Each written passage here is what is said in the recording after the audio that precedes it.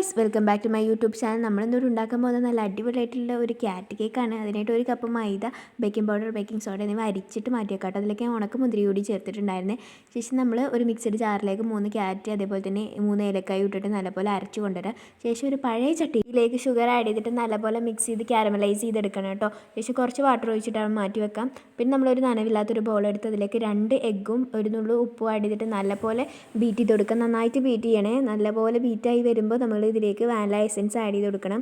നന്നായിട്ട് ബീറ്റ് ചെയ്തതിന് ശേഷം നമ്മൾ ഇതിലേക്ക് കുറച്ച് ഷുഗർ ആഡ് ചെയ്തിട്ട് മിക്സ് ചെയ്യണം. നന്നായിട്ട് ബീറ്റായി വരണം കേട്ടോ. അതുവരെ നമ്മൾ നല്ല സ്റ്റിഫാക്കിയിട്ട് തന്നെ കുറച്ച് ഷുഗർ ആഡ് ചെയ്തിട്ട് നല്ലപോലെ ബീറ്റ് ചെയ്തെടുക്കുക കേട്ടോ.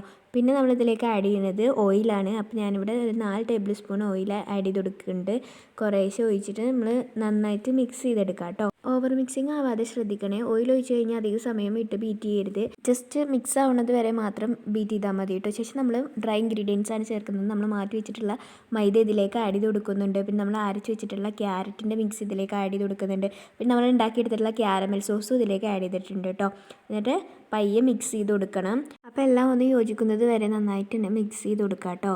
ശേഷം നമ്മൾ ഒരു ഓയിൽ തടവിയിട്ട് ഉള്ള ഒരു ബൗളിലേക്ക് നമുക്കിതിനെ മാറ്റിയെടുക്കാം കേട്ടോ. ഞാനിവിടെ കുക്കറിലാണ് ബേക്ക് ചെയ്ത് കൊടുക്കുന്നത് കേട്ടോ. അപ്പോൾ പ്രീ ഹീറ്റ് ചെയ്തിട്ടുള്ള കുക്കറിലേക്ക് നമുക്കിതിനെ വെച്ച് കൊടുക്കാം കേട്ടോ. എന്നിട്ട് സിമ്മിലാക്കി വെച്ചതിന് ശേഷം ഒരു അരമണിക്കൂർ നമുക്ക് വെയിറ്റ് ചെയ്യാം. പിന്നെ അപ്പോഴേക്കും നമ്മുടെ കേക്ക് നന്നായിട്ട് ബേക്കായി വന്നിട്ടുണ്ടാവും. നല്ല സോഫ്റ്റ് കേക്കാണ് കേട്ടോ. നല്ല സോഫ്റ്റാണ്. അപ്പോൾ എല്ലാവരും ഒന്ന് ട്രൈ ചെയ്ത് നോക്കണേ. നല്ലൊരു സ്പോഞ്ച് കേക്കാണ്. അപ്പോൾ എല്ലാവരും ട്രൈ ചെയ്ത് നോക്കുക. അടിപൊളി ടേസ്റ്റിയാണ്. അപ്പോൾ എല്ലാവരും ട്രൈ ചെയ്ത് നോക്കുക. ബൈ.